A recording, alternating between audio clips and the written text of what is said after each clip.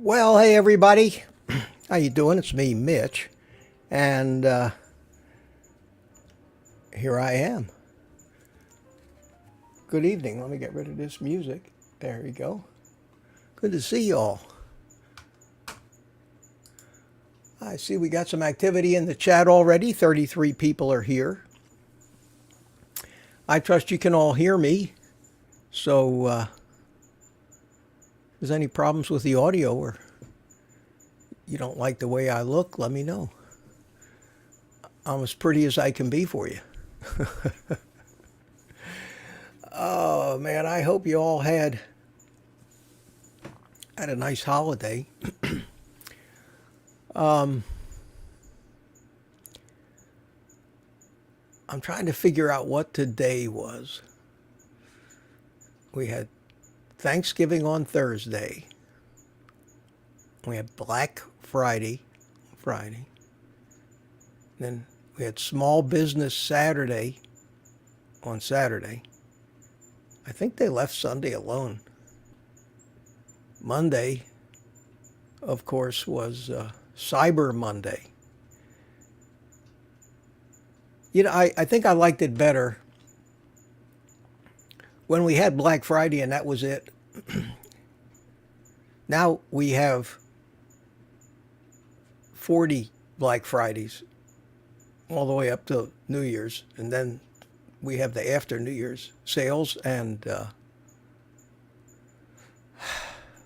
don't know where's all this money coming from that these people are spending. I've never seen anything like it. I stayed out of the stores myself until I went today. Black November, yeah, Joseph. I went to the store myself today. Early, I went to Sam's Club because I needed some stuff, and I didn't get any meat. They must have had a run on meat over the weekend. I guess people are still partying, and I didn't see any markdown stuff, but I probably shouldn't buy any more meat. I went out to my little chest freezer out in my shed outside, and because I ran out of steaks in my freezer in the house, I needed to get some. And I have so much meat in there. My God, I don't know what I was thinking, but I started digging and I dug out a bag of the oldest steaks I have in there from February. So I better start eating that stuff. So I brought some really nice ribeyes, bone-in ribeyes from one of the big sales that Publix had. And watch out around Christmas time if you have a Publix near you, because that's when they usually have the $5.99 or $6.99 rib roasts, and you can buy a whole loin and they'll cut it up for you, and they can leave the bone in, or you can have the bones taken out and use them as beef ribs. I think I overdid it last year on Publix sales, so I'm gonna. You know, it's hard to not buy that stuff when when you see the prices go down to that. Anyway, welcome guys. It's Tuesday, and here we go again. So let me, if I don't lose my voice.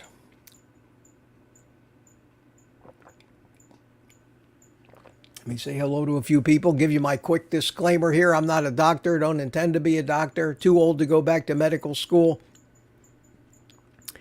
Probably make me angry anyway, listening to them teach me all that stuff that I know isn't true, and they're still teaching it. But I can't give you any medical advice. All I can give you is the results of my own personal experience and the effects that all of this have had on me. Of course, that does not imply a guarantee that it will work equally as well or better on you. So that's it. Got that out of the way on the record. First one in the chat was 7:30. My buddy Jody, Drone Shots. How you doing, Jody? Swamp Ninja is here. Hi, how you doing? And he said here, A buddy's wife was interested in what I'm doing diet-wise. She's had GI troubles for quite some time, and doctors keep giving her stuff to take, no relief, all tests normal. I explained a bit and sent her links to several videos, including your 3-part series about how we got here. She's been following the path. Wow. Now we have a path. And reported today she has not had any stomach problems since Thanksgiving. And when we talked, Thanksgiving when we talked, she's surprised, thrilled, and amazed. Chalk up another one for the carnivore lifestyle. Yes, sir. Yes, sir. Glad to hear that. And that's the kind of stuff we like to hear. T-bone. What else we got here? Pretty quick turnaround. She was worried that she was just imagining. I assured her that her body is letting her know what it needs and to just go with it. Don't overthink. Just eat meat. Yeah, you know, I had a funny thought today because I'm always trying to figure out what to make videos about. I am up to video 107 since I started in August with the carnivore channel. 107 videos, and for something as simple as this, I was laughing to myself. I said, I ought to make a video that says something like, absolutely everything you need to know about the carnivore diet in 60 seconds, and just rattle it off like that guy who talks fast he used to do the Coca-Cola commercials, and just rattle it off in 60 seconds. Because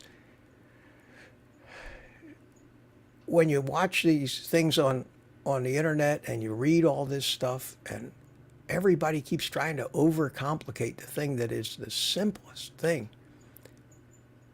and the more you try to complicate it, the less success I think people are going to have worrying about every little vitamin, mineral, macronutrient, and all that stuff. And basically, just eat the meat.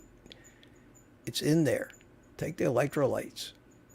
When you're not hungry, don't eat. When you're hungry, eat. That's it. I could do that in less than 60 seconds. Yeah, the fine points are interesting, but I don't know if all of these ancillary topics that keep popping up are just people like me who are running out of things to talk about. So I talk a lot about addiction. And I did the first video I made. I talked about addiction a lot. And I'm still convinced, and I said it in my video today for those of you that saw it, that I think that we can call all the powers that be cartels, and we're the junkies. They have addicted just about every human being, especially in this country, but almost definitely in the Western world. And we won't admit that we're addicts. It doesn't, it's not something you want to say, I'm an addict. We don't consider food addiction a real addiction in most circles, although we certainly do. You and I do. But it is. Anything that you can't consciously avoid and stay away from is the sign of an addiction. It's the signal that you're addicted if you can't say no to it. If you want it desperately, that's an addiction. And we talk about it a little bit when we use the terms food addiction and carb addiction, but we don't elevate it to a crisis, and that's what it is. Anyway, you've heard me say all that before, but that's the main point I'm trying to get across, is that there's only one way on the planet to fix an addiction. Just one way. That's abstinence. There is no other addiction, not drugs, not nicotine, not alcohol, where they tell you, just do it in moderation and just count count the grams. And if you're an addict, you have to just strive for abstinence of carbs. And we do on carnivore. And carnivore is the only one that goes all the way down to 0. And it keeps you from trying to make non-carb versions of all those foods that we're all addicted to, like the pizza, the bread, and bagels, and all that other junk that's loaded with sugar, because once you get a taste of that, it's a slippery slope from there. Now, not everybody is an addict or a severe addict. And those people can do keto, they can succeed. They can go up to their 20 grams, and some people stretch it to 50, and some people to 100. If they're not addicted, that's fine. If they can do that and not gain weight, stay healthy, not get diabetes or high blood pressure or any of those things, I envy them. Most of us can't. And that's why I think you see more and more people actually starting to figure this out for themselves, going from keto into carnivore. And I think carnivore is the way to do it. All right, where was I? Carnivore Soldier Larry, how you doing? Good to see you. And from Austin, Texas, Richard Williams from Copper Hill, Tennessee. You anywhere near Canberra? Andre, how you doing, Andre? Remember, Andre was on with me in the last hour last week. Linda G, good to see you. Primal Timeline, new member of the private community. How are you, sir? Good to see you. Or madam, I don't know. Primal Timeline doesn't tell me that. And Andre, Primal Timeline, Drone Shots, Jody, Swamp Ninja, Car Soldier. Linda McAllister, how you doing? Good to see you. We have Joseph Story. He thinks it ought to be called Black November. Andre can't wait till January the 2nd. We got Pam Loader, New Zealand, 2 p.m. How you doing? Happy afternoon to you. Mama Cracker is here. How are you? Good to see you. Bags Packed Family. How are you, my friend? He's in Indonesia, but I understand from one of his comments that he's going to be coming back home for the holidays, I think. And another new member of a private community, Cranky Carnivore Cutler. How you doing? I cooked my cabeza braised per your recommendation. That was likely to break fast. Currently on the 5th day of a fast. Well, good for you, and good luck on that. Jennifer from Texas is here. How am I? I'm just fine. How are you? Got my decaf.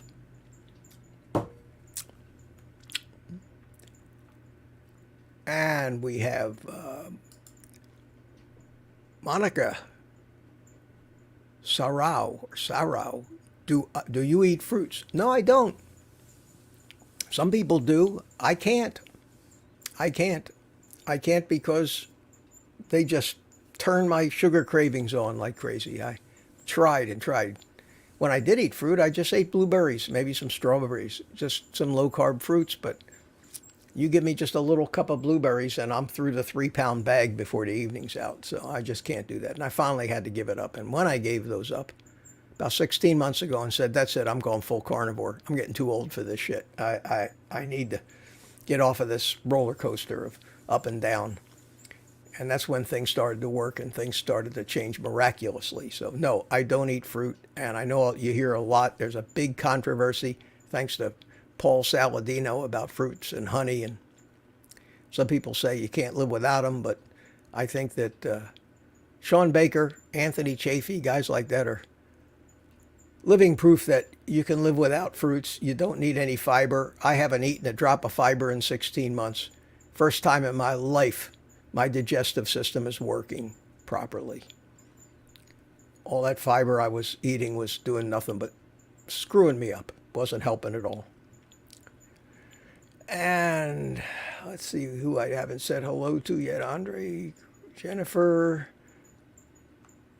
And here we have Zebonot Smith, how are you? What's your opinion of why it would not be a good idea to add tomatoes and spinach to a carnivore diet? Well,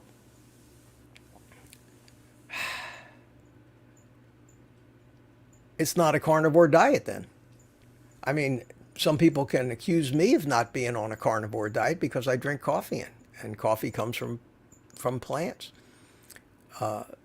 Strictly speaking, carnivore means no plants, zero plants. If you add tomatoes and spinach, you're you're adding in two of the least healthy vegetables that there are. Spinach is one of the highest oxalate containing foods on the planet. You're better off with kale than spinach. Kale is much lower in oxalates, but spinach is very high oxalate. And for me, having had 8 kidney stones, been hospitalized twice trying to pass 2 of them, I refuse to eat any oxalates anymore because kidney stones 80 or 90% of the time are calcium oxide minerals, and it's the oxalate foods and the quote superfoods that they used to talk to you about, the dark chocolate, almonds, spinach. Those foods are ridiculously high in oxalates, and oxalates are very, very, very bad for the human body, so I wouldn't eat them. Tomatoes, there's a reason why all the old Italian grandmothers would peel the skin off tomatoes before they used them for anything, because the skins in tomatoes are loaded with toxins. Plus they have sugar in tomatoes. If you have a small quantity of them once in a while, it's not gonna kill you. I mean, our bodies are designed to handle a certain amount of foreign substances. That's why we have immune systems. That's why we have the guts that we have. But that's would be my answer. And I don't want to tell anybody what to do or what not to do. But I would look up. I would opt for maybe something other than spinach and tomatoes, maybe some Brussels sprouts or broccoli or something like that if you wanted to have a small amount of vegetables. And there's nothing wrong with a keto diet or even a low-carb diet. I think that if you avoid large doses of seed oils, you're way ahead of the game. If you don't eat 300 grams of sugar every day, like most people in this country do, you're way ahead of the game. If you avoid fructose, you're way ahead of the game, because fructose is a very bad sugar. And of course, that's what, high fructose corn syrup. Most fruits are a combination of fructose and sucrose. And sucrose doesn't raise your blood sugar. It goes straight to the liver. And it's what's responsible for things like non-alcoholic fatty liver disease. So I think that's probably enough explanation on that question. We have Joseph Story here.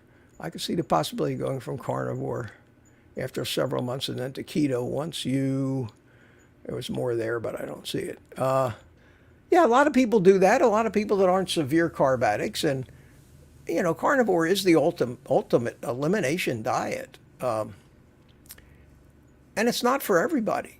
And maybe it's not for everybody for the rest of their life.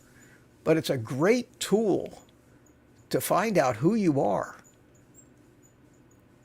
to give your body a cleansing of all of that crap, and then start maybe adding in little bits of food, one at a time. And you have to do this slowly and give it time to see if there's any reaction to them, and see if they, A, bring back any of the conditions that you've been able to get rid of, or B, trigger any cravings that make you want to eat more and more and more of this. That's what happens to me when I add in cheese. I say, oh, let's have one slice of cheese. It's okay, no carbs. It's high-fat cheese like cheddar. And then a week later, well, I just have two slices. And next thing you know, I'm having, half a dozen slices of it. And because it it triggers something in me, and cheese is a very dangerous food. It's not only got a small amount of carbs in it, it's got dairy, it's got casomorphines, which are a narcotic type of chemical, and you can actually be addicted to that. That's why people sometimes they start eating a lot of cheese, they can't stop. So I would be careful with that. But yeah, you can do whatever you want. We're all big people here. I think it's important to understand that when you do add a food in, you got to be careful. I think one of the reasons you might want to add it in is because you love it so much. And sometimes we maybe mistake addiction for love. I've made that mistake. And it turns around and bites us. So you just have to be careful. I've found by being pure carnivore in the foods I eat, yeah, I drink some coffee, but I went for a month without it and didn't notice any difference. And I don't drink any more coffee. In fact, I drink a little less now. I drink a cup or two with regular coffee in the morning and maybe a cup of decaf sometime later in the day. And I never drink any, even decaf this late, but I do it on the nights of my live stream because I just like to, it's like a security blanket for me. It's like Rob Sivas, Dr. Sivas. He always has his sipping cup of coffee. He calls it his bridge. But yeah, you can add it back in. What was that? Speaking of addiction, this diet has allowed me to stop alcohol. Wow, that's tremendous. Almost 6 months clean. I started carnivore first. And once I was feeling good from that, the whiskey started making me feel bad. Well, I'm fortunate enough to have never liked alcohol.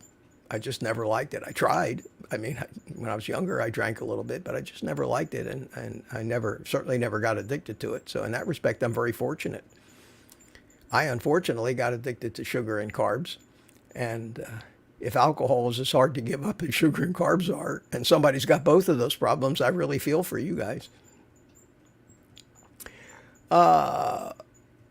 Wow, look at this. We got a fancy font, Atlantic Adventures. How you doing? Good to see you.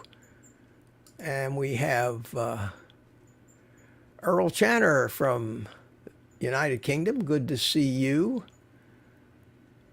We have Linda G. Before carnivore, I had no wrinkles. And I'm at 62, 6 months later. I've aged a lot. I still have 8 pounds to lose. Any ideas what to do? Well, you know that we've all heard that, especially Ken Berry always says this, when you get down to within 8 pounds of your goal weight, your body is fighting you to lose weight the whole way down. It doesn't want to give up weight. Weight was money in the bank for us when food was not as plentiful as it has been in the past few hundred years. And a few hundred years is a blink of the eye compared to the hundreds of thousands or even millions of years that our species has been coming up. And we are living in a modern world on 100,000-year-old programming. We're not programmed in our genetics or in the way our body chemistry works to know that there's a 7-Eleven on every corner. And putting on weight, putting on body fat was a survival mechanism. And the fact that your relatives had the ability to put on fat during ice ages and other times of sparse food, your body doesn't want to give it up, but it'll give it up a small amount. But as you get nearer and closer to your ideal weight, the curve starts to flatten out. And whereas if you had 100 pounds to lose and you were losing 15, 20 pounds a month at first. You might lose a pound a month or half a pound a month as you're zeroing in on your ideal weight. But I think there's an awful lot of people, Linda, out there that are saying right now what she complaining about. I wish I was within 8 pounds of my goal weight. So revel in the success and have patience and know that whether you're losing weight or not, you're still doing the best thing you can be doing for your health. Talking to Andre, here we have Minky27. This week I got less than 105 a few days in a row, fasting or not. Wow. And what does Jennifer say here? Jennifer's talking about spinach. Spinach is high oxalates and other toxins, and tomatoes are nightshades and have their own toxins as well. Exactly right. They're, like I said, probably two of the worst vegetables you could pick if you had to pick vegetables. Thank you, Jennifer. Sun Edge is here. Sun Edge, good evening from Austin, Texas. How are you? And Michelle is here. Michelle, I'm eating keto, but getting closer and closer to carnivore side of the spectrum. Tonight's dinner was an amazing ribeye. Yeah, it happens to a lot of people. We're all individuals and we're all unique. And for me, I never liked vegetables anyway. I went right from the meat to the dessert. I just never liked, and most kids don't like vegetables. We think they're good for the kids, so we force them to eat them, but they don't want to eat them. There's a reason they don't want to eat them. It's not something they're supposed to eat. Only in times of shortages of real food. Let me go back to that one. Anyway, Michelle, good luck to you. And whether you still do a little keto or not, it's great. It's great. If you're cutting out the seed oils and you're cutting out all the grains and most of the sugars and eating a small amount of vegetables and mostly meat, a meat-heavy diet, and keeping the carbs down, that's fabulous. You're doing better than 99.9% of the people in this world. Minky says she eats, or he, I don't know whether it's a he or she. I can't tell by the dog. I eat mostly berries and avocados as fruits. They're fine if they don't trigger an addiction and you don't find yourself continuing to run back to the refrigerator and refill your bowl like I did. I could have made a comedy routine out of me and these friggin' blueberries. I'd go to Aldi, I'd buy a 3-pound bag of frozen blueberries. The first thing I would do is I would take my little Ninja blender out and I'd fill the little cup full of blueberries and I'd pour a bunch of heavy whipping cream into it and I'd make myself some blueberry ice cream, and it was wonderful. And I said, that's all I'm going to have. I'm just going to have that one thing of ice cream and I'm done. And I'd finish that ice cream and my inner subconscious beast took over and rationalized that one more bowl wouldn't hurt me, and from there on out, I didn't use any more of the heavy whipping cream. I didn't use the blender. I just started filling up the thing full of blueberries right from the 3-pound bag.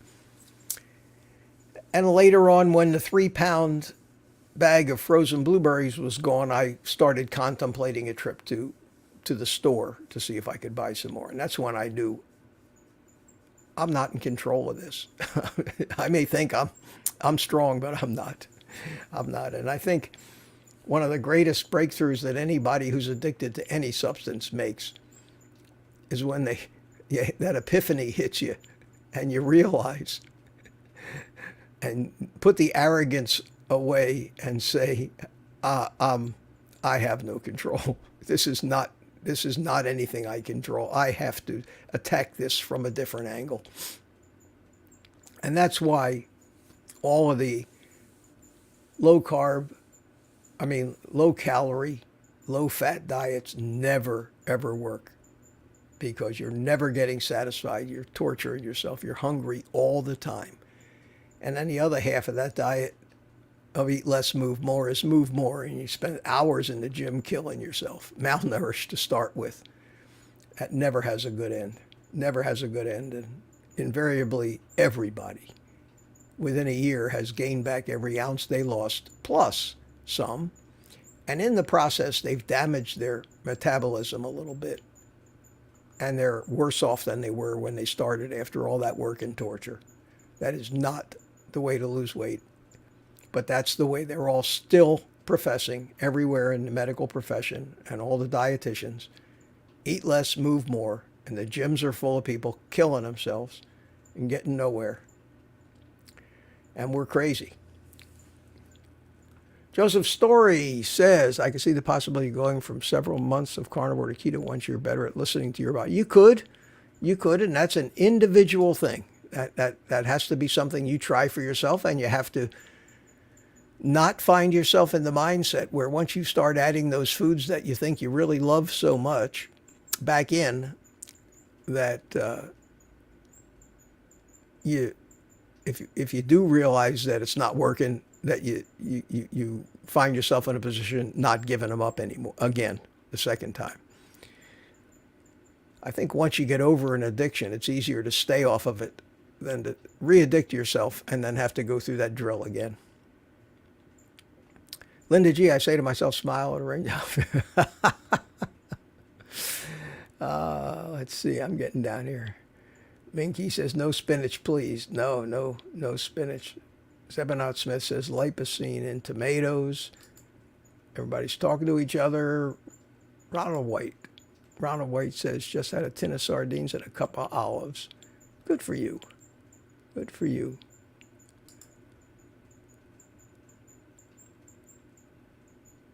Jennifer, you guys are talking amongst yourselves. That's great.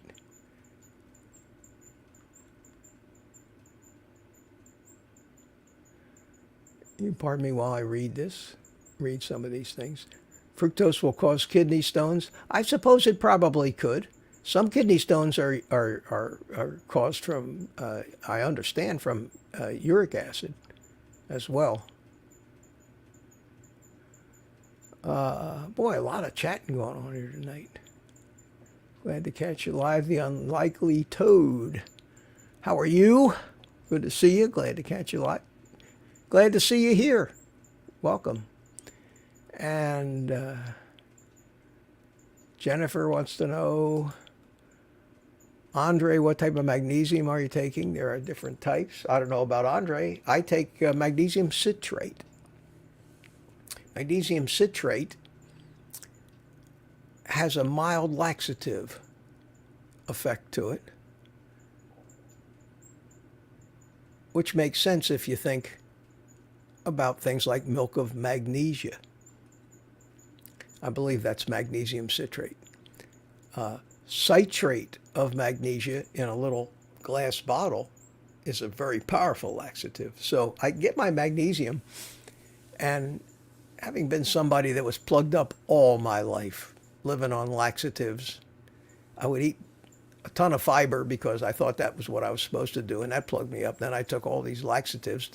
It was miserable. I was always bloated. I was always plugged up. I was always 10 minutes away from saying, well, do I need to go to the hospital because, it's been 5 days and I can't move. And it wasn't until I stopped eating all of that stuff and just started eating meat. And it didn't happen right away. It took 6 months before I actually, for the first time in my adult life, don't think about it anymore. And that's one of the biggest fears of people that go, and we talk about, we always get into this toilet talk, but it's very important. It's important because it's a gauge of whether you're getting enough fat or not. And no matter how many times you hear it, it's good to be reminded that if you have loose stools, it means you're getting more fat than you need. If you're slightly constipated, you're getting less fat than you need. And if you go a couple of days without going at all, don't worry about it, because most of what you eat never makes it down to your colon. We produce no waste when we eat 100% pure carnivore, all meat, and no fiber and no vegetables or no roughage of any kind. And I've settled into 6-7 every 5 to 7 days once, and that's it. And now, and for the longest time, I would worry about whether one end of my digestive tract somewhere became disconnected from the other end. But that's perfectly normal, perfectly normal. And it took quite a while for me to accept that fact, especially because very few people do that. But more and more and more of the people that I talk to that are on pure carnivore. And I'll tell you, there was a video, there's a guy, and I don't know if you've seen him or not. The name of his channel, and for those of you who have not watched his stuff, you should. It's Kent Carnivore. Kent Carnivore. Let me see if I can find him here.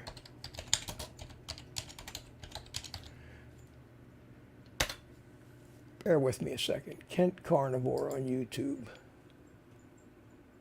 Okay. This is him. I don't know his first name. His first name is not Kent. I think he's from Kent, over in England. But he's got a great channel. He's got 21,000 subscribers now, and he has an ostomy bag. He's a young guy. You can see he's a young guy, and he lost his colon to ulcerative colitis, I think. So he has absolutely no large intestine. He has a bag connected to his ileum at the bottom of his small intestine, and it sits outside over his stomach, under his shirt. And, if you saw him, you'd never even realize he had this thing. But he has an amazing, and this is what marvels me, he has an amazing vantage point to know exactly what would have gone into his large intestine, because he has to empty that bag. And he can see. And in some of his videos, he talks about the absurdity of claims like we all have 15 pounds of undigested red meat in our colon. And he said he's never seen not the slightest bit of any undigested meat. In fact, very little comes out of there unless he eats vegetables. And when he eats vegetables, he sees a whole friggin' mixed vegetable medley coming out the other end. It's not digested. It's all stuff the body wants to get rid of. And from his own experience, in actually getting to see what would be going from his small intestine into his colon, he confirms absolutely that everything we say about the fact that everything that we eat, all the meat, everything that we eat on a carnivore diet is 100% or close to it, completely absorbed before it gets to the colon. And I'm telling you right now, I'm living proof that very little of it is waste. So that means of the maybe 2 pounds of food that I eat every day, my body is using. And I'm not a big guy. This morning I weighed 138.5 pounds, 5'10". And yet I eat 2 pounds of food every day, at least 2 pounds of food. And very little of it is left over after my body gets done using it. So take a look at his channel and watch some of his videos. He does a great job editing, and he's got tremendous stuff, and I really admire the guy. And he's one guy that I would like to hook up with. I looked to see if he had an email address, and he didn't. And I did leave him a comment on one of his videos to get in touch with me, and I haven't heard from him. But he has watched my videos and left some comments. So I'm going to hook up with him, and I really want to get him on as a guest. I have not had any other YouTubers, except for I did with Larry, the Carnivore Soldier, and he's graciously invited me to come back. I just haven't had the opportunity. And I haven't done too many of the outings. Went on Bart Kay's channel, and of course I went on with Curry Man at Homestead How, and we had a great time. But I haven't talked to him since either. But I do want to get on with this young fellow because I think it would be a fascinating, an absolutely fascinating, fascinating discussion. So check him out. Check him out. And while you're at it, check out Carnivore Soldier. Larry, he's got a great channel too. We're talking about cheese. Andre, you're, oh, Julia's here. Hey, how you doing, sweetie? Julia's one of the members of our channel support private community, which I would encourage all of you to join because we're having a good time. We have a live stream, and Julia comes on to those live streams, and the two of us, between the two of us, and I know I'm just as bad as she is. We don't let anybody get a word in edgewise, but we're learning and we're both working on it, and we both agreed we need to. Maybe that's why I like doing this kind of live stream, is because I'm the only one talking, you know. And if you guys don't know that about me, the one thing people say about me when I get in a room with them and they say something, and people who know me go, "Don't get them started." Especially about diet. Anyway, Julia, good to see you. Good to see you tonight. Here we have, oh, the Primal he's saying hello to Julia. Yeah. Jennifer, what did Jennifer say? Jennifer, casein in dairy. Yeah, that's a protein. That casein, it's not a good protein. Less junk, more health. That's a good handle. I like that. How you doing? And Andre says that he uses magnesium glycinate. That's supposed to be, that's a very common one too. Now, I went ahead and I ordered from Amazon some big ass bags of individual electrolyte powder. I got potassium chloride, I got magnesium citrate, and I've got some Himalayan fine grain Himalayan salt. And I'm going to do a video about it because I'm going to mix up probably 10 pounds of electrolyte powder from all of these big bags, but I have to make sure I get exactly the right proportions and then figure out what the actual dosage size is. So it'll end up being something like a tablespoon or a teaspoon or something. And I'll do the math and make sure it's right. And I'll do a video about how to mix that stuff up because all of that stuff cost me $40. And I'll end up with like 10 pounds of electrolyte powder for $40. And compared to what you pay for electrolyte powder, it's crazy. This is crazy cheap. And now it's not going to be flavored. It's going to be, tastes a little salty. Because you do know that that's what a salt is. A salt is pretty much any mineral when it's combined with something else. Sodium chloride is a salt. Potassium chloride is a salt. Magnesium citrate is a salt. They're all considered salts. And they all have a slightly salty taste. So you take a big jug, a 32-ounce thing of water and mix one serving in there and sip on it. You'll hardly notice the taste. Some people actually get to like the taste of the salt. But I'm going to do that. I'm going to make a video. Other people have done the same thing, but I'm going to do my own and try to figure out how to do that. God, is this ever going to end here? Andre, stomach cramps. I'll get to the bottom. Rocket's here. How you doing?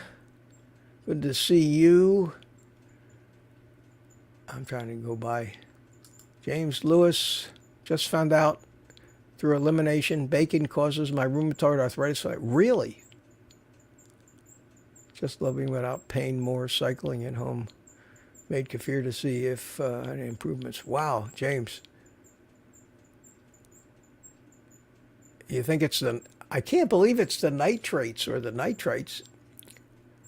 I think it was Ken Berry who said we have 2,000 times the concentration of nitrates in our saliva that you find in any of that stuff.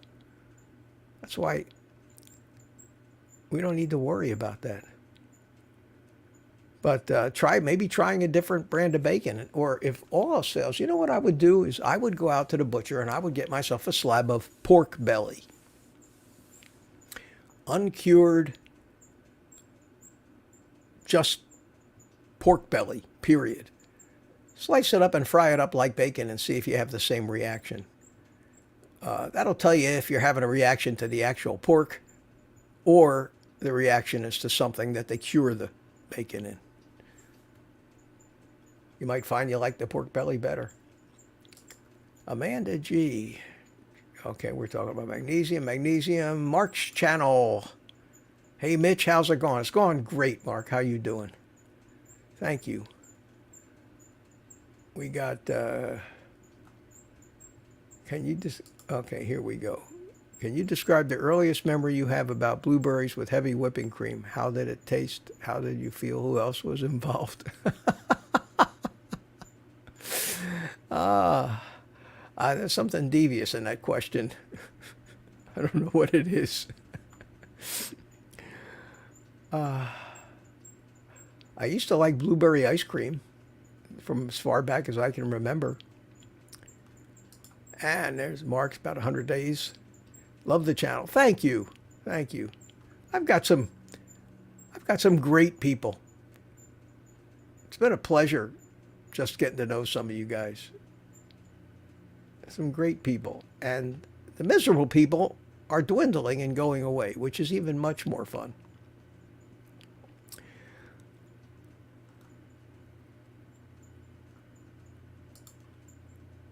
Those anchovies you sell on your website are not the real source.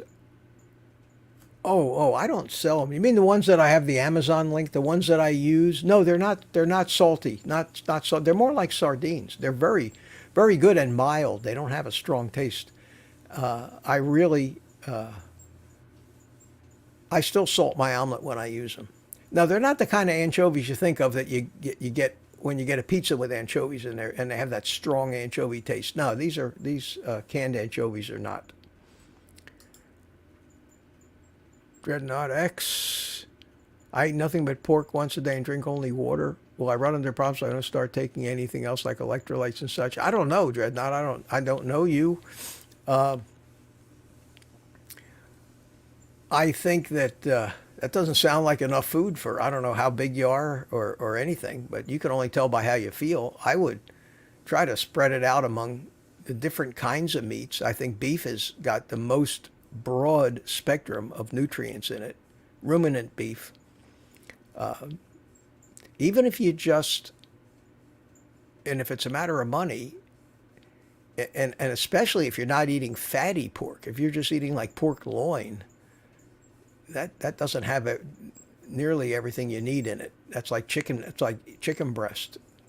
Of all the meats you could eat, there's not enough fat in them. If you're eating fatty pork like bacon or pork butt, pulled pork, that kind of thing, that's better. But if it's a matter of beef being expensive, you'd be better off, I think. And again, I'm not a doctor. I've just been doing this diet and learning what I can about it.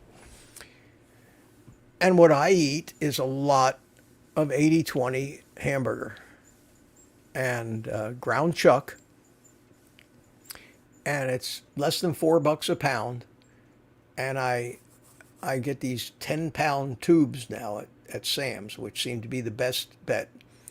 And I take it in the big tube.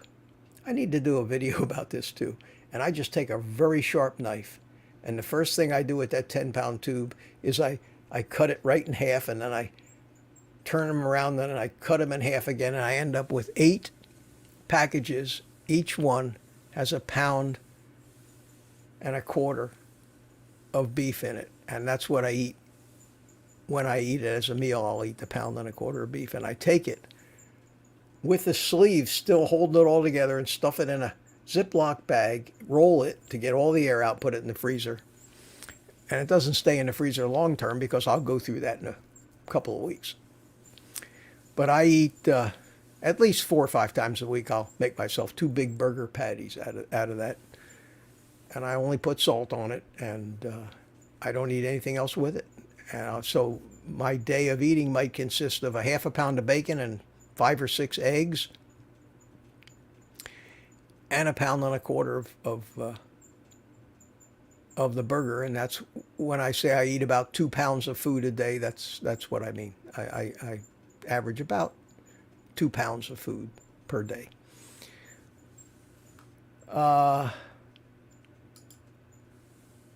Andre's still here. What did Andre say?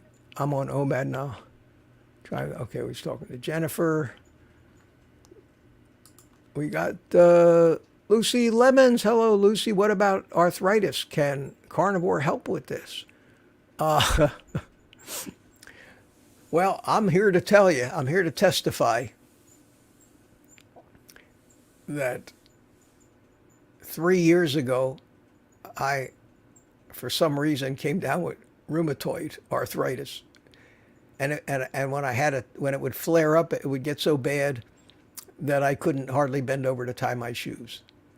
And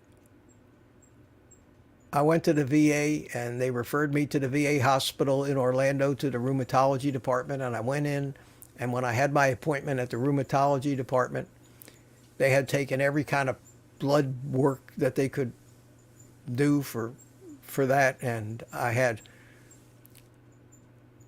the regular doctor who was the head of the department over there, and 3 foreign rheumatologists that were here studying at the VA hospital in Orlando. I had all 4 of them hovering over me, and they couldn't figure out why I had what was wrong, but I had this terrible pain. They sent me to physical therapy. I did that for a while. It's completely, and when I say completely gone, what I've accomplished at the gym and getting in shape, I couldn't have done if I had that kind of pain. I have no pain whatsoever. None. Not even my bad back that's been killing me all my life. So yes, that's mostly an autoimmune disease, and I don't think there's any better diet on the planet to help fix or put in remission any autoimmune disease, which is why carnivore is really, from what I've heard and from the anecdotal evidence that you hear from all of these people, carnivore is the only diet. When you eliminate all the plants and all the toxins and give your body all the nourishment and every one of the 20 amino acids that are necessary to build those 25,000 different proteins that are coded for in our genes and that we need in our body to make up the little machines that do the work. When you're nourishing your body completely and not poisoning it at all of these conditions that aren't caused by bacteria or parasites or viruses or something external to our machinery, they go away. They get better. Now, there may be damage. I have still some damage. I had an x-ray. My shoulder was a little sore. Not so much that I couldn't do push-ups, but still a little sore. So I went and had an x-ray just to make sure I didn't break something, because for a little skinny guy like me, I've been lifting more weight than I probably should at my age. I don't know, that's kind of a man thing, And my shoulder got sore, and I just wanted to make sure I didn't bruise, rip a tendon or do something serious to it. But they took the x-ray and they told me that no, it's still there's a little malformation in there left over from when I had all that arthritis, and that's what's acting up. Just work through it. You're not hurting anything, so I just work through it. Doesn't bother me that much. But yes, that definitely should help with your arthritis. There's no guarantees, and Couldn't hurt. We have, is that going to help? No, it couldn't hurt, you know. Yes, one of the bad results of human processing of fructose is uric acid. Yeah, well, what happens with fructose is it has to be processed by the liver. It doesn't take any of the same pathways. Fructose is not used to power cellular respiration like glucose is. And it's not used to make glycogen, which is stored in the muscles. It is metabolized in the liver. A lot of it may be converted to glucose. We can do that, but that takes energy and it takes up processor space like a computer when it's busy doing one program. Can't do the other programs as efficiently. Well, if the liver's busy working away at trying to get rid of all that fructose that you're taking in, and what happens is the liver ends up converting that fructose to fat. And the conversion to fat in the liver is what ends up with little droplets of fat in your liver itself, and next thing you know, you've got fatty liver disease. And it can happen in your pancreas, it can happen in your tongue. They say that's one of the causes of sleep apnea, is that you get fatty tongue and it just clogs up your throat at night when you're trying to sleep. All that stuff gets better. It's amazing. I mean, I've shown you all pictures of, I did a video about then and now, and you can see just how drastically my whole shape of my whole face changed from when I was on keto to when I went full carnivore. Well, it's on a video. There's a video there, and it shocked me when I looked at those old pictures of me. It absolutely shocked me. Is this it? Hold on a second here. Now, I'm not set up to be showing old videos and all that stuff right here without trying to find them and dig them out of my 30 or so terabytes of disk space I've got hooked up to this thing. Where was I? I was,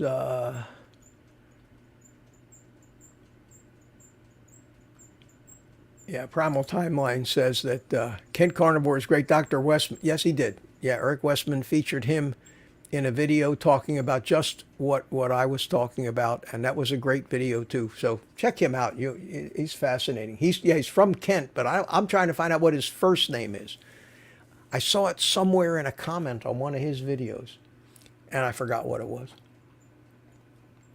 I'm thinking it might be Lee, but I'm not confident enough in that to actually call him that yet. Because if he's not Lee, then I'll really look stupid. We have somebody here named Dead Zergling. Hey Mitch, happy to catch you live. What is your take on collagen? Been considering supplements that are from grass-fed beef, but feel like I might be going overboard. I eat gristlefish, skin, etc. If I was Ken Berry, I would say you're wasting your money. Which is the pat answer that he says for just about every one of these other supplements. And get your collagen from the food you eat, and that's it. Eat the gristle. That's why hamburger. That's why when I do that chuck in the slow cooker. Or I take the thing and that was my first, that video's up to almost 180,000 views now. It's crazy. Or I take a slow cooker, I take a Tonka chuck, I sear it off in a carbon steel pan. I just sear it first on the edges, which you don't even really have to do, but I thought it might add a little, that little Maillard reaction of browning it might add a little more flavor to it. So I did that. I put it in the chuck. No liquid, no water, no nothing in there. And cooked it for 8 hours on low. And when I was done, the liquid was over the top of the meat. The meat was completely under the liquid, and all that liquid came from the meat. It was all fat and it was collagen and all the good stuff from the meat. And then I just shredded it like you shred pulled pork, see? And I poured it in a big refrigerator, Tupperware thing, and put it in the fridge. And when I poured it in there, it was about 2 inches thick from the bottom. And I didn't even eat it the first day. And the next day, when I pulled it out of the refrigerator and looked at it from the side of the container, you could see the layers. You could see the layer of fat on top. Then you could see the meat. And down at the bottom, about the bottom 3/4 of an inch, was gelatin. It was gelatinous. And that was all collagen. And then I took a knife and I cut that in quarters, because there was about 4 pounds of beef there, and that made about 4 1-pound servings.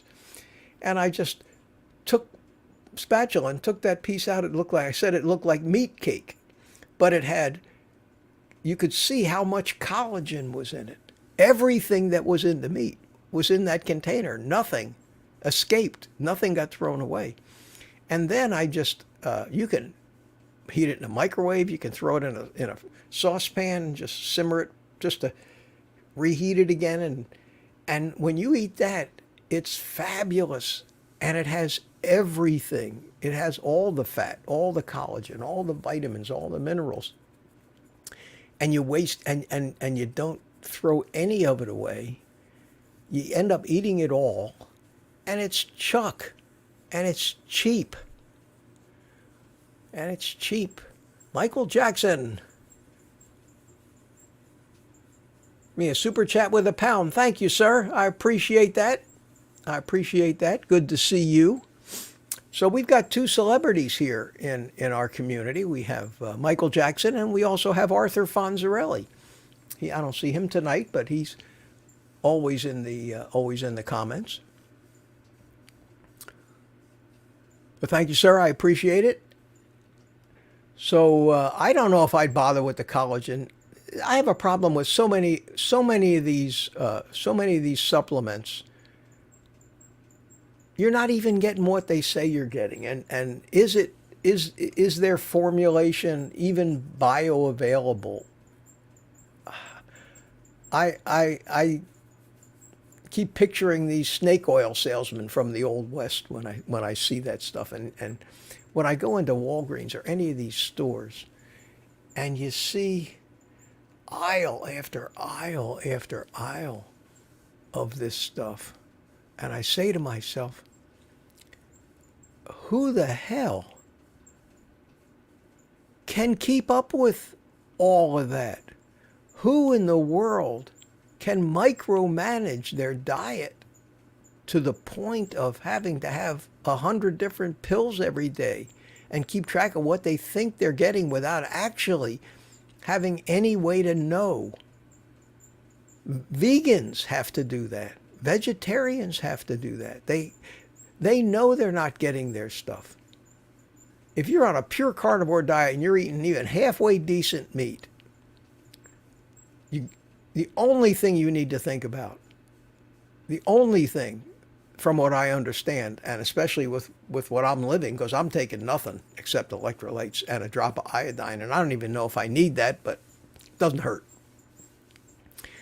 The only thing that you might need, and the reason you might need it, is just because of the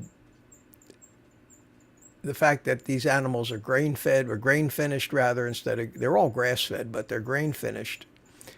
The pasture lands that they're grazing on aren't as nutrient-rich as they used to be, so that the grass they're eating doesn't contain a lot of the things in. And I go by what all the doctors on YouTube that I respect when they talk about supplements. Vitamin D3 and K2 are the only ones they say you might need. D3 and K2. I don't take them. I don't know if I need them or not, but I just go by how I feel. And I feel great, and I eat a lot of meat, so that's good enough for me. Good enough for me. Lee, it is Lee. Andre told me. Thanks, Andre. Man, what a memory. Do I have a memory or what? Lee from Kent, England. Lee. Wow. That's what I thought. Good. I'm going to try to get in touch with him. I really would like to get him on a live stream. He's the kind of guy that I think, from his experience, has so much credibility in what he can contribute. You know, you've got so many people out there. Some people may think I'm one of them, but so many people out there who are giving out a lot of advice, but they maybe aren't qualified. Maybe I'm not qualified. I'm not a doctor, but I look at that in exactly the opposite way that most people would look at somebody who they say is credentialed. When you have an education, you are the recipient of the information passed on to you by a teacher based on an agenda or curriculum developed by somebody who might have an agenda, and that's evident in the stuff they're teaching these doctors and teaching these dietitians these days. So if I came on and I had 35 letters after my name, and I told you that I was a medical doctor, PhD in biochemistry, a dietitian, a registered dietitian, and I was educated in the system that we just had, I'm a dangerous man. I'm a dangerous man. Any advice that I might give you is going to be wrong. And my advice would generally involve a prescription pad. What we're doing and what we're learning on our own is anti-medical establishment in almost every way. And we're learning more and more and more that we are correct. So when I see somebody that has a string of letters, I don't see them as ability or genius or anything. I see them as a handicap. I say, here's somebody that spent all of their life learning the wrong shit. And now they want to pass it on to me. I don't want that. My whole life has been that way. I've been a rebel since I was 12 years old. Nobody could ever teach me anything. If I couldn't learn it on my own, I don't want to know. I think that is bad in some respects, and in a lot of respects, I think it allows you to validate the things that you're learning and observing and compare them against things that make sense and don't make sense. And you make them a part of your toolbox of knowledge if you're convinced they are, but always be willing to change your mind, because you're not, don't marry yourself to any particular piece of information. You may find out one day it was wrong. And if you're not flexible enough to admit you were wrong, but now you learned, then you're arrogant like the rest of them are. So I don't know, where did I get started on that tangent, but I do that. What does Rocket say? Rocket says, I simplified it magnesium. We're still talking about magnesium. Jennifer thinks it would be great for me to have Lee on. I think that would be fabulous. If any of you know him, tell him to get in touch with me. If you leave comments on his videos, tell him, Mitch, old Guy Carnivore wants to talk to you. And my email address is on my on my not only my website, but it's in my YouTube description, About tab. And anybody can email me. Cranky Carnivore, Swamp Ninja, Andre. Boy, you guys are chatty tonight. TS says, good idea. Element is a ripoff. Well, I don't know if any of those things are really ripoffs, because they cost a lot of money to produce. You got to run a business. You got to pay taxes. You got to have a factory. You have to have distribution channels. You got to pay salespeople. You got to pay the guys somehow that push your product But yeah, I would like to be able to make myself 10 pounds of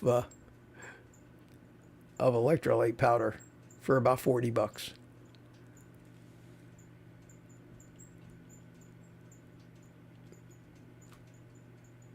Really like pork belly. Jennifer, Andre, the Primal Timeline,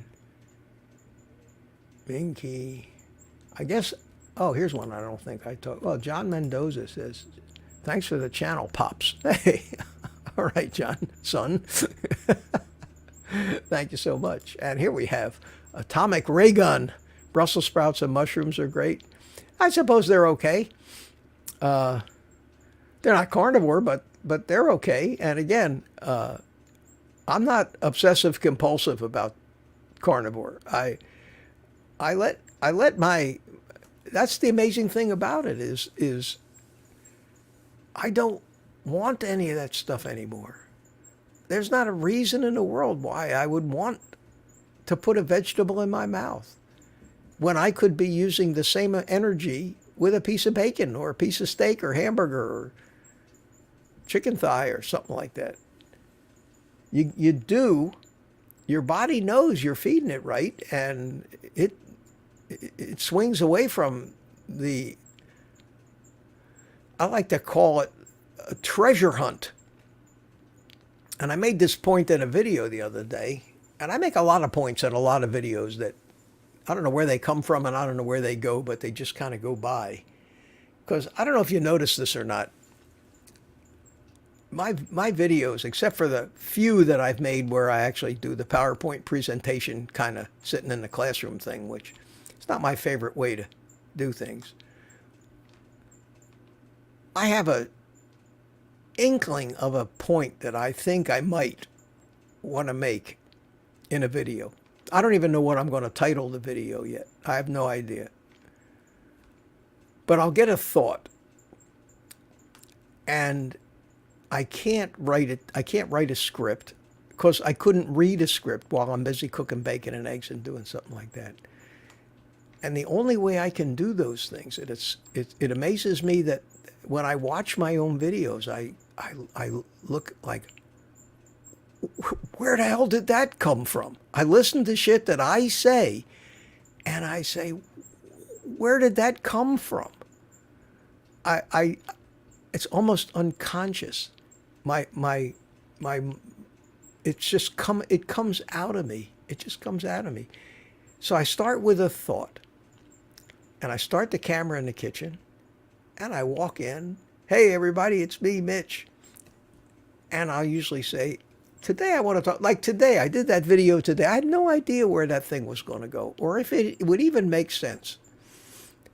I had been, just for grins, trying to decide the exact difference between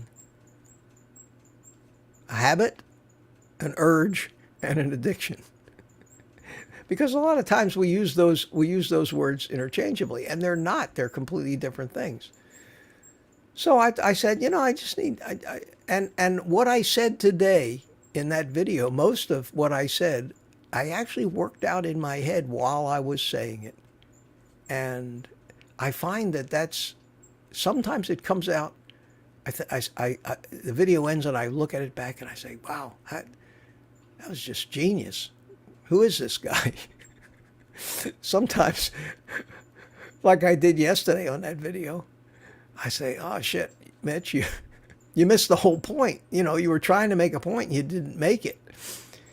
And that's when I decided in yesterday's video, I came at the end with Mitch from the future. Because after I got done editing the whole thing, I said, nah, I got to inject this other information in here somehow. So I put that thing near the end. I said, Mitch, this is Mitch from the future. And I don't do that very often, but anyway, I hope you guys like that style, because that gives you some idea into how things are going on in my crazy head. Things just come to me. I don't know where they come from. And I make these points that I want people to understand not just what they're supposed to do, because everybody's telling you what to do, but nobody's telling you why you need to do this. Why? What is it inside of you that is causing you to have this addiction? And where did it come from? Why are we like that? There's a reason for all this stuff, and I fascinate myself with trying to dig out those reasons and try to explain them. And they're not easy concepts to explain unless you are really intimate with how all the machinery works and how the machinery evolved and so many other things to understand how a particular behavior or a particular chemical pathway reacts. Because it was a necessary thing 100,000 years ago in one of our ancestors, and we're still stuck with that same programming. And the reason, the simple reason why we get addicted to sugar is because hundreds of thousands of years ago, sugar was the survival food. And those of our ancestors that had learned how to scrub around for what little sugar they could find, little carbs they could find in what fruits and vegetables they had back in those days, which of course didn't resemble anything like the fruits and vegetables today. But our bodies developed the pathways to metabolize those things and store what it couldn't use for energy as fat to save for later, but we were being basically fat-burning machines. The necessity of being able to not only scrounge and eat a small amount of this carbohydrate when you found it, and store away what you didn't use as fat, those metabolic pathways ensured survival in some pretty harsh times. And we have that programming in us today. And that programming that we have and the mechanisms that we have, they don't know what a Sam's Club is. They don't know what a pallet load of Oreo cookies is. They just know when I find this carb stuff, I have to force this animal to eat as much of it as he possibly can because he may not find any more and his survival depends on it. So we are still running on ancient programming that has us gorging on the sugars when we find them, turning what we don't need of those sugars into fat for the coming ice age or whatever else, winter or whatever else. And no matter how, in our conscious minds, how logically we think about it, we don't want to do that. That's how our machinery works. That's how we're programmed. And that's why you can't overeat meat, but you can overeat carbs. And it all goes back to an adaptation that let some ancestor from maybe even before we were humans, let them survive. And everything in us is still running the same programming that got us here. And it takes, I read somewhere that it takes, for any major change in genetics, you're looking at about 50,000 years. So all our major changes are in like the past 100 years.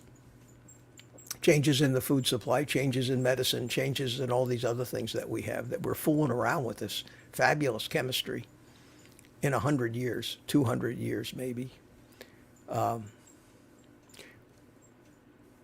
In our basic instructions, in our basic mechanisms, we haven't even reached the agriculture age yet. We still are not able to deal with the grains and the wheat, let alone this enormous load of sugar. And we're paying the price for it. And it's causing virtually every chronic disease that we're plagued with these days. And I'm not the only one who knows that. You see that everywhere. But somehow that message just never seems to get out into the general public.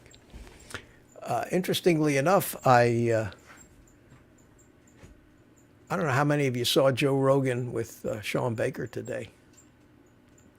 Anybody see him? Put it in the chat. I'm trying to get down to the bottom of the chat here.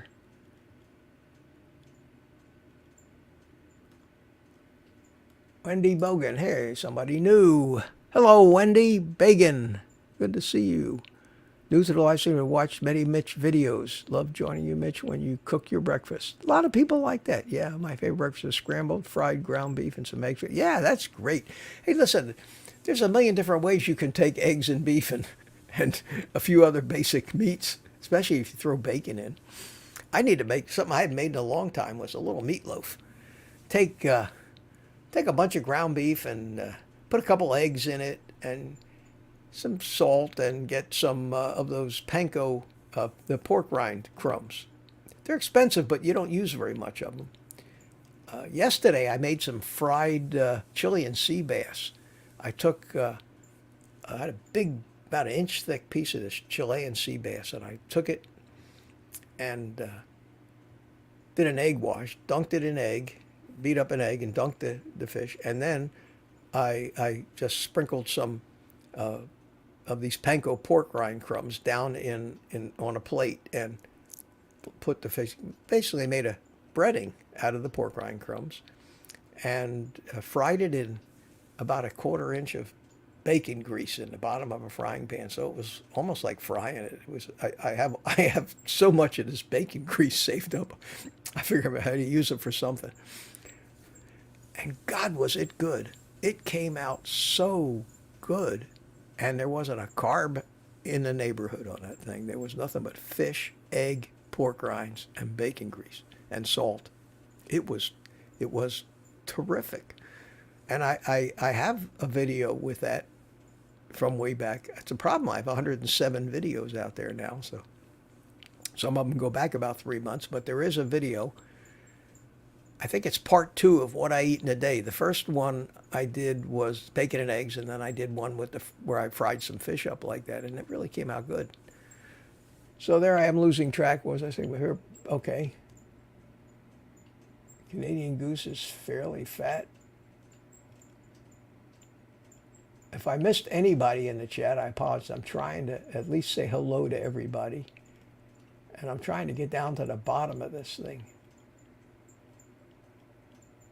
Walk this way. How you doing? Somebody I haven't talked to.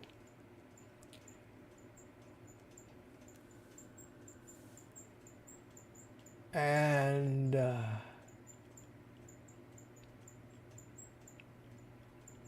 anyway, guys, if you're not already members, I see we have a lot of members of the private community in here. Those people show up as green in the chat, and that's great. Glad to see you. But I'd love to see some of you other guys that I see in here join up with us on that Thursday live stream. And of course, I bring everybody in, kind of like I did last week on this one.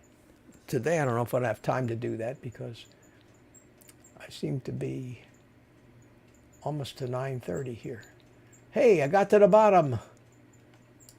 DS111, how are you? Today I ripped a ribeye tightly in foil and baked it for exactly 1 hour at 300 degrees. It was my best ribeye. Wow. I put it in a bowl and poured the fat in it. I have never thought about baking a ribeye.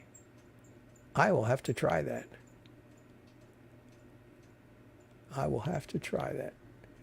And we have Fontfreud 1. Fontfreud 1. How you doing? And the last one down here, we have how to reverse type 2 diabetes, how long on carnivore. Wow. That's a question I can't answer. I can tell you, well, it depends on how high your A1C is. I mean, is it 12 or is it 7? I can tell you that if you go to Ken Berry's channel, in fact, if you go into YouTube and go into the search and just type Ken Berry type 2 diabetes, you'll probably get a dozen videos where he talks in great detail about that. But I've heard of people, and again, it depends. If you're 13, if your A1C is 13, it's going to take a while. It's going to take months and months. But there are a lot of people who said after 30 to 60 days, they became in the pre-diabetic range. And then a few more months, they were normal. Some people, it happens right away. Some people, depends how long you've been diabetic, how bad your metabolism has been screwed up, how many years you've been destroying your body. I never had diabetes. I never had a problem because I always tried to be low carb with periods of a few months of binging and gaining all my weight back. But I always jumped back on a low carb diet of some sort. I had to. Otherwise, I would be one of those, I would have been one of those 700-pound guys you see on YouTube talking about how I lost 500 pounds.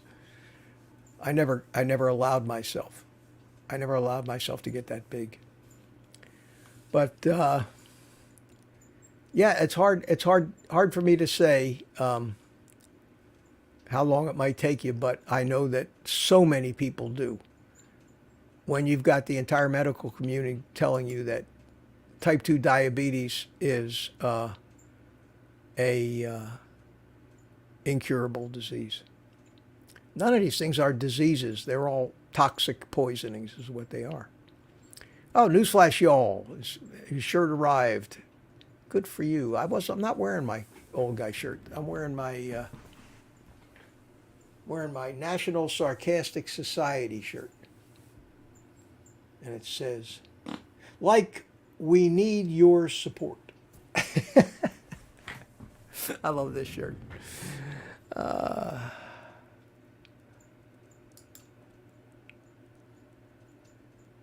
The outside crispy at all.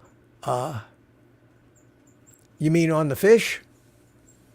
Oh, he's talking about the ribeye. DS1 loves. It was very tender, he says. And then Andre says foil is toxic. Always somebody. Come on, Andre. Don't be a party pooper. I dabble with cutting my own pork barrel. Ended up rather thick. 3 to 5 millimeter slices. Comes out like crispy chicken tenders. Only it's pure bacon. Oh, yeah, you can't make that stuff too thick. The bacon that I have is usually 3/16 to a 1/4 inch per slice. Sometimes it's a little thicker. I love that stuff. I love this stuff. God, the chat's growing faster than I can get through it. Tom Doby Mower Repair. Me and Mom watching you rock, Mitch. Thank you. Thank you, Tom. I appreciate that. I appreciate that. Atomic ray gun and Harvard says, oh, JM. Harvard says red meat causes type diabetes. Oh, man. Oh, come on, JM. I know they did that study. Yeah, red meat causes type 2 diabetes. Why? Because they're paid off shills of the drug companies. There are YouTube videos. There's 10 YouTube videos out there where these doctors actually go in, show you that study, show you every place where they manipulated it and screwed up. Okay? And I'll tell you, in case you don't understand this, I'll give you one of the major things they do. Those studies are all based on food surveys. They ask people, in the past 2 years, how much red meat have you eaten? Okay? They consider, if you have a pepperoni pizza, they consider that as red meat. If you go to McDonald's and have a hamburger, even though you've had a double order of fries and a 16-ounce chocolate shake full of sugar and ketchup and sauces full of sugar on your hamburger, they consider that as red meat. So yes, if you go to McDonald's every day and you eat a Big Mac and a supersized fries and a 16-ounce chocolate shake with all the sauces and everything, and you consider that you're eating red meat, yes, in that case, red meat does indeed cause diabetes. And that is the absurdity of those things. And at Harvard, they got a guy named Walter Willett, who's in charge of their nutrition department, who spearheads these stupid, phony propaganda studies. And all of the big media networks like CNN and everybody that takes millions and hundreds of millions of advertising dollars from the drug companies and the big food companies are eager to run those headlines on their stations, knowing, all of them knowing full well it's a fraud. And we're healthy knowing that that's a fraud. And we are not letting them scare us out of our red meat. Am I passionate about that? I'm tired of that shit. I am so tired. And I hope all you watching join me in the outrage I feel when I see that anybody might even begin to give that crap some credence when our species has been living on red meat for millions of years. And the diabetes didn't start happening until 50 or 60 years ago. Stuff's got to make sense. Stuff's got to make sense. There you go. DS-111, Harvard caused leftism. It's all politics, no matter how you look at it. It's all money, corruption, and politics. And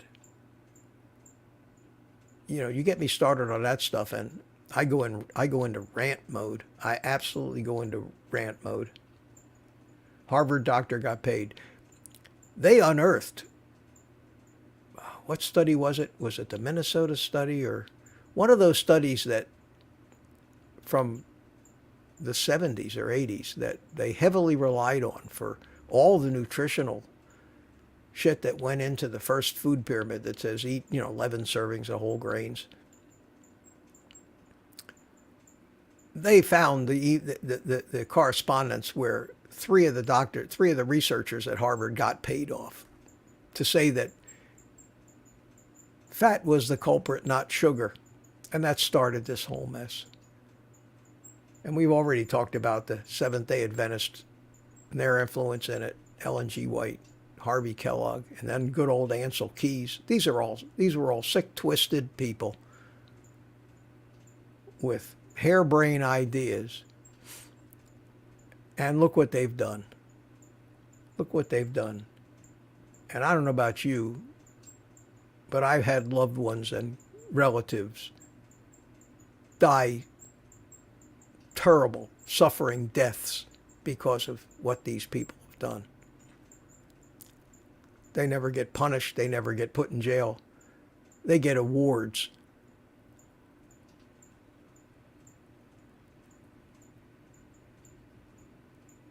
Yeah. Probably laughing out loud. Yeah, eat a big fat burger and fries every day and get diabetes. And then they're relying on these people's memory. This is not a study. This is an anecdotal epidemiological study. These things are all crazy. And then when you throw into some of these supposedly legitimate studies, the concept, if you know anything about statistics and you know about relative risk as opposed to absolute risk, you see how they inflate the numbers about the effectiveness of some of this thing or the dangers of some of these things. And it is a downright fraud. And they get away with it because most people they just don't understand. And you see commercials. 4 out of 5 dentists recommend sugarless gum to their patients who chew gum. Any of you guys old enough to remember that? 4 out of 5 dentists recommend sugarless gum to their patients who chew gum.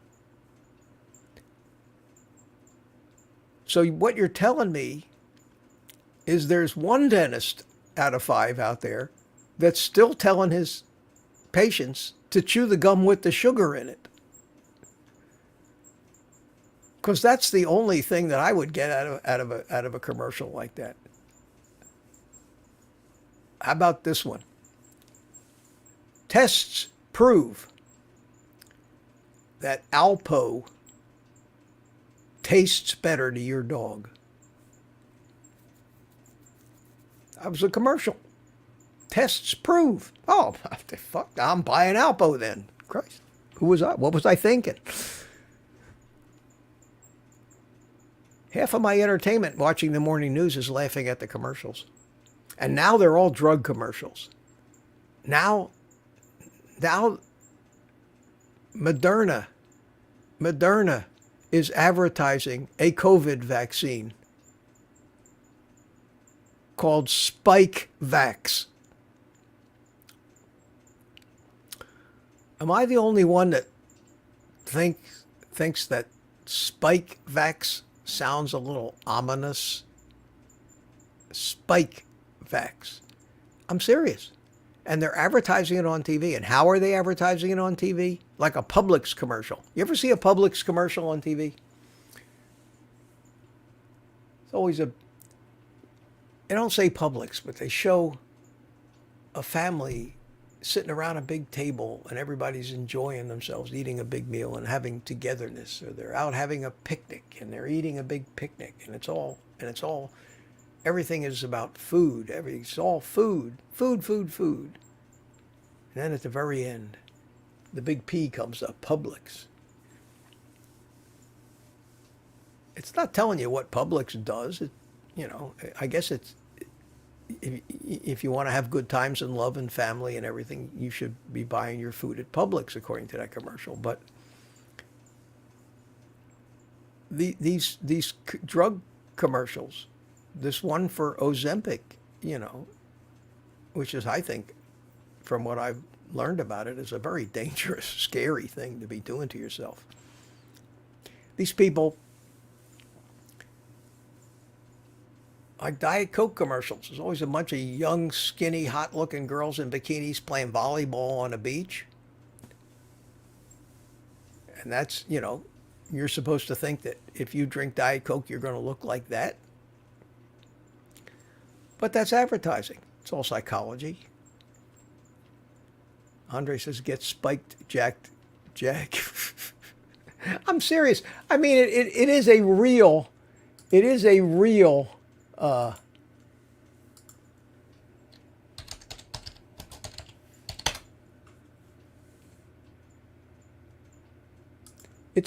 thing. It's a real thing. Spike Vax. Proper name, COVID-19 mRNA. That's another thing. How many of you guys know what mRNA is? I've explained it a few times, either on some of my live streams or some of my videos. You've all heard of it, mRNA. Anybody know what that is? God, I got to go all the way down to the bottom of the chat again. These are late night commercials about Ozempic. There are lawsuits. Oh, people are guinea pigs with this Ozempic stuff. There are things. Question, should I make YouTube videos mocking drug commercials? Yeah, you should. You got a shot of that Spike Vax. Cranky carnivore color. I don't know. But this is made by Moderna, right here. By Moderna, and for active immunization to prevent coronavirus. But haven't we been deluged with warnings and bad news about these mRNA vaccines? And again, nobody, mitochondrial, he says. mRNA, no, not mitochondrial.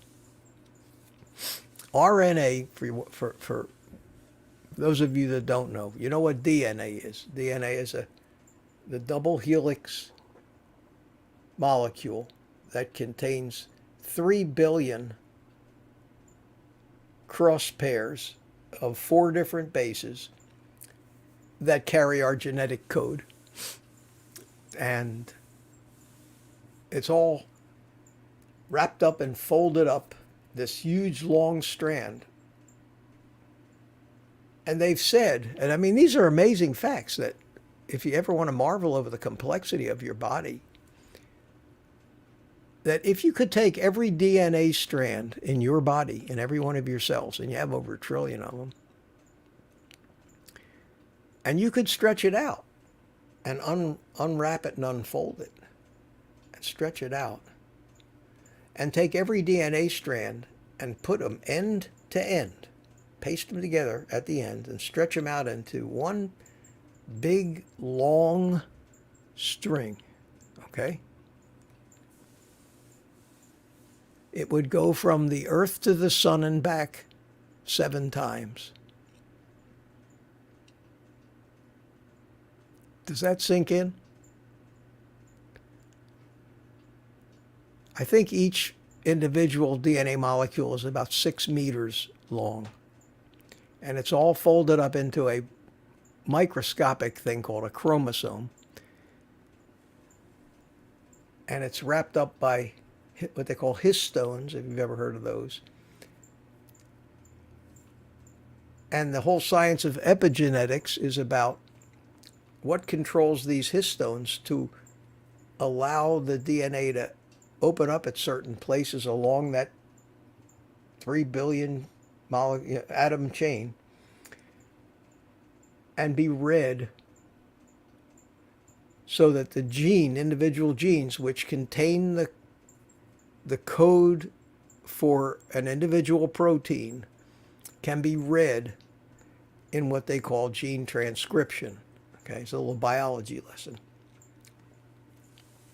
And the way that works is the DNA is unfolded, the area that's going to be transcribed is exposed, a little molecular machine built of proteins goes right on down the line of the chain, and as it's going, it creates an RNA or a single strand with the proper bases on it to match the code that it read off the DNA molecule. And that's what RNA is. And mRNA means messenger RNA. Okay? Am I losing everybody yet? No, I still got 90 of you in here. Messenger RNA is the RNA strand that is created from the molecular machine that reads the code from the DNA and transcribes it to a single strand. That single strand then goes out of the nucleus of the cell. The messenger RNA, it may have 10,000 bases on it, may have 100,000 bases. What it has is the genetic code of a particular protein, and there are 25,000 different proteins. That's why we have 25,000 different genes in each DNA molecule that code for these proteins.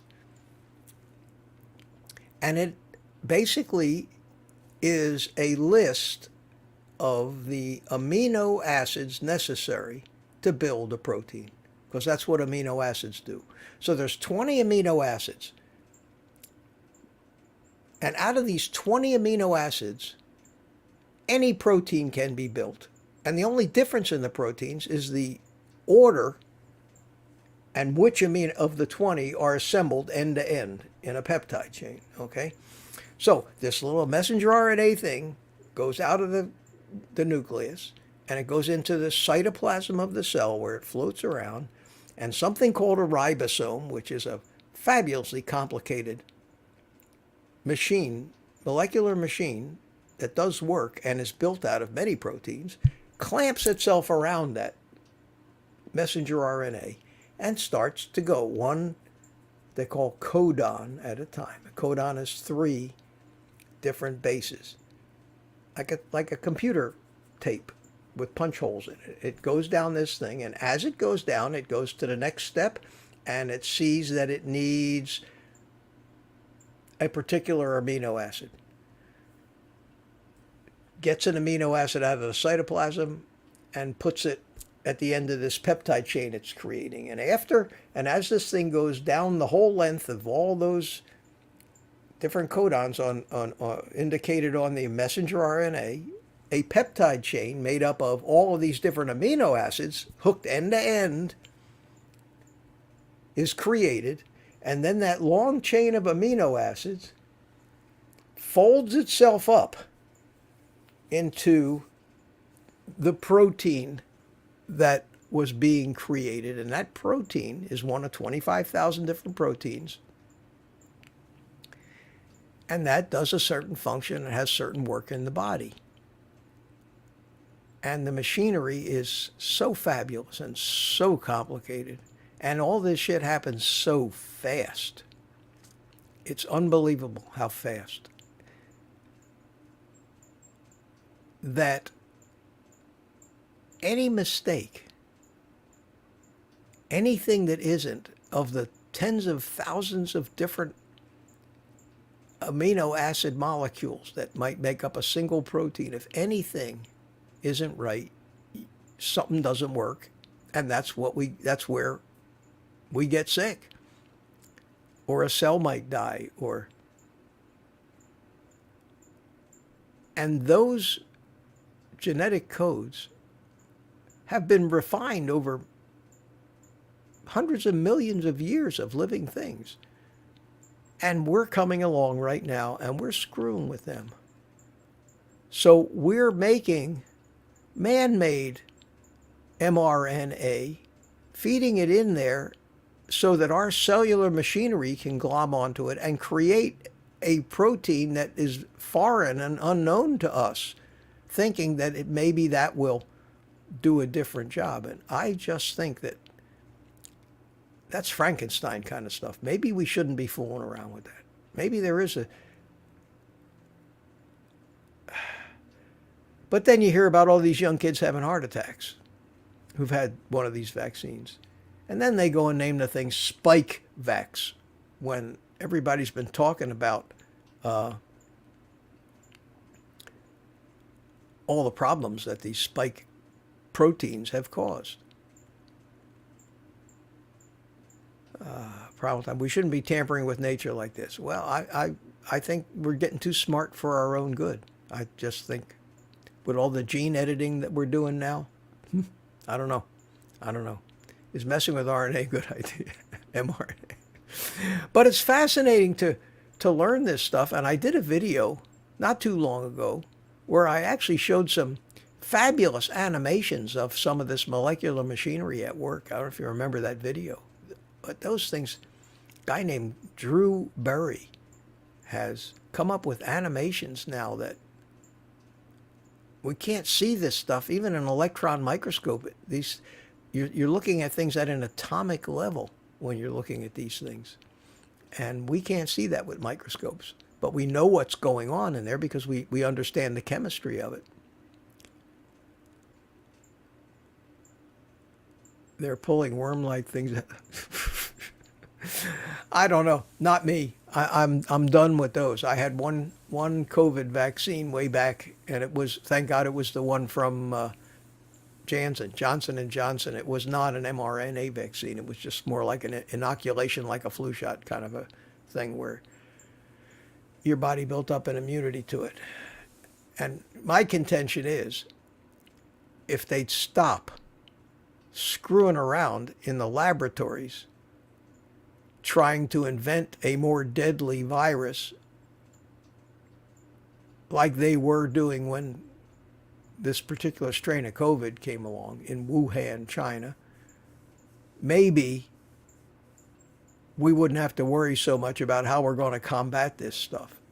And of course, this is all done to make the better and more deadly biological weapon.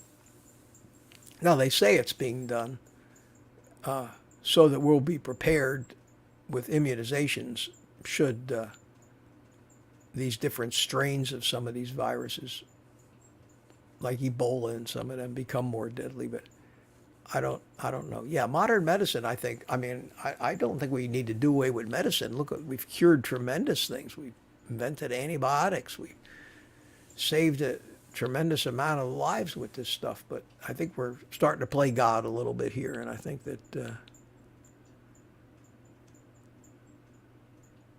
YouTube will blast you. Yeah, let them.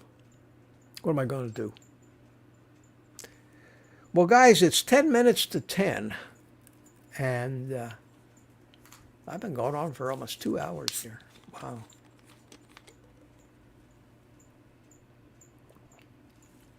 I hope I haven't bored you. I've been trying to interact more and bloviate less.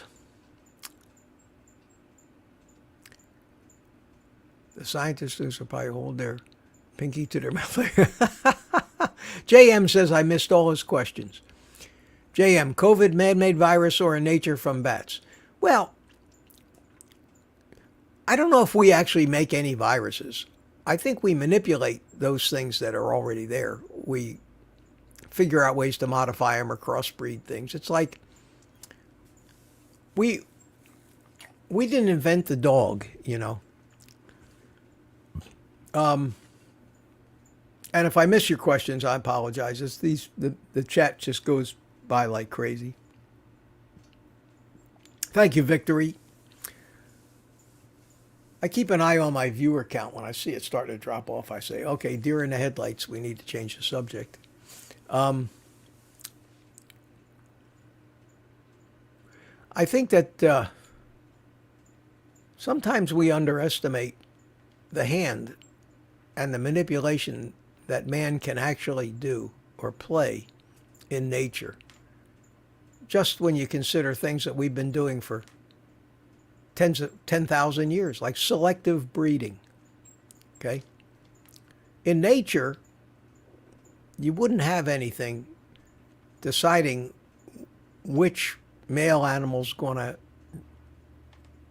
have sex with which female animal by observing their physical traits and trying to hybridize and create a certain offspring with certain traits. That's called selective breeding. We do that with everything. A lot of people don't realize this, but that's where all the dogs came from. Do you all know that? If you don't, anything I say on here like this, if I talk about, this is not my idea. This is documented stuff backed up by genetic studies, just common sense. The name purebred comes from the fact that people selectively only breed animals from a certain stock or a certain family line together. And they manipulate pretty much what the offspring, whereas nature is more random. And nature's random for a reason, because in nature, the more diversity that you get in offspring, the more highly likely it is that one of those offspring will actually be superior in some way. A lot of them will be inferior, and their little family chain of the family tree will die off, but you'll get the more superior one. And you know, in horse racing, they do that all the time. They're always paying huge sums of money to breed a horse with another horse. And they breed champions. Well, that's 15, 20,000 years ago, there wasn't a dog on the planet. Not a single dog. Dogs didn't exist. There were no dogs. There were no Brussels sprouts either. I don't know if you knew that.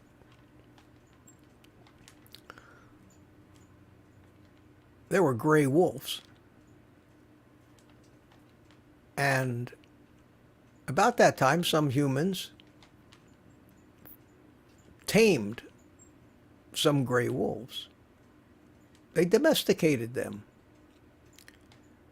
And they started breeding the tamest ones with other tame ones.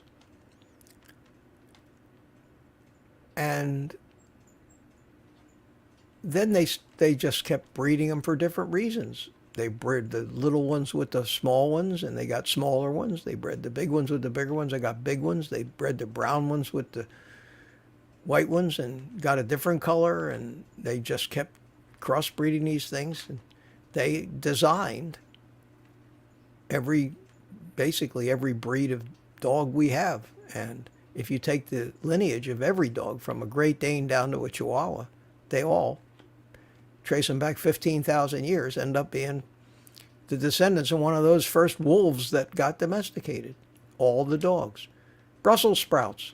I don't think they existed 100 years ago. They're a man-made concoction from the cabbage family. Now, not only are we hybridizing these things, we're genetically modifying them.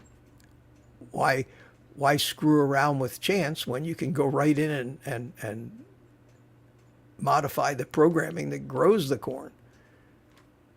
And we make corn that's pesticide resistant and insect resistant and all that stuff naturally. How does it do that? Just creates more chemicals to poison the humans that eat it. But so humans, once we got smart, we started fooling with this stuff, but we never fool with it at the level that we're doing right now.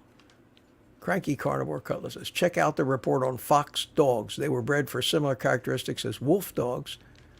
When bred for certain traits, the animal's appearance changed just like for wolves, lifelong baby faces.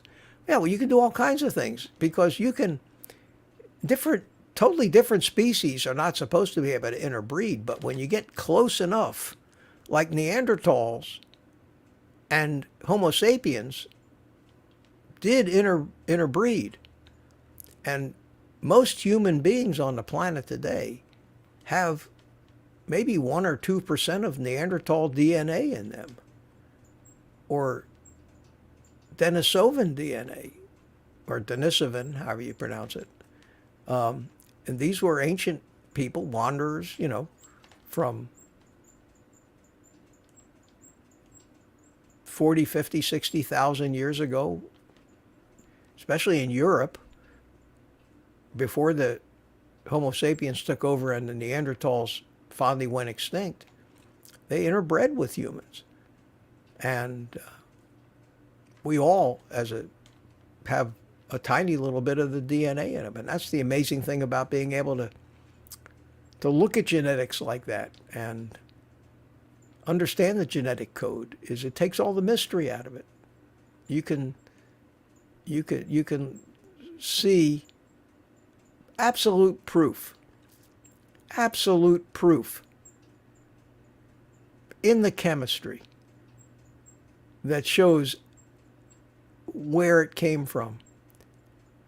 And if you take enough samples and see enough intermediary steps, it's science we didn't have 20 years ago, 30 years ago, we have now, that answers so many of these questions, that creates so much of the controversy that we have between the creationists and the evolutionists. And even with the answers, there are those people that are just so adamant they won't consider it. Their ideology is so firmly set, and so I guess we have to kill each other because of our differences. It's stupidity is so rampant. Anyway, I can't fix it. I'm here talking to 73 people. What are we going to do about it? Anyway, guys, I've thoroughly enjoyed this. And again, I really encourage you, join the private community. There's a few of us. There's about 35 of us now. I'd like to see it get up to a couple hundred.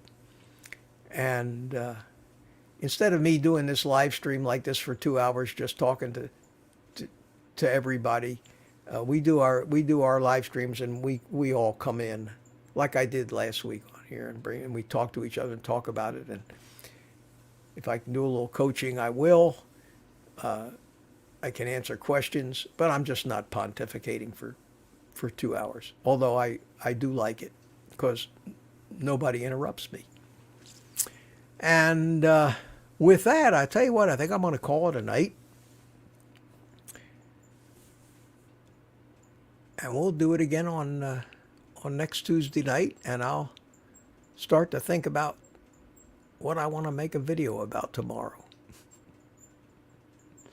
So, let me bring up my little bit of music here.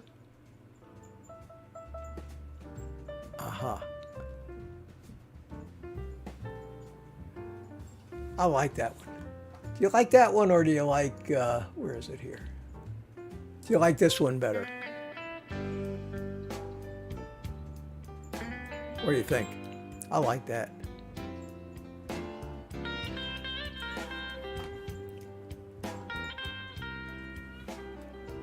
Andre says, good night, old fart. Well, good night to you, old fart, as well.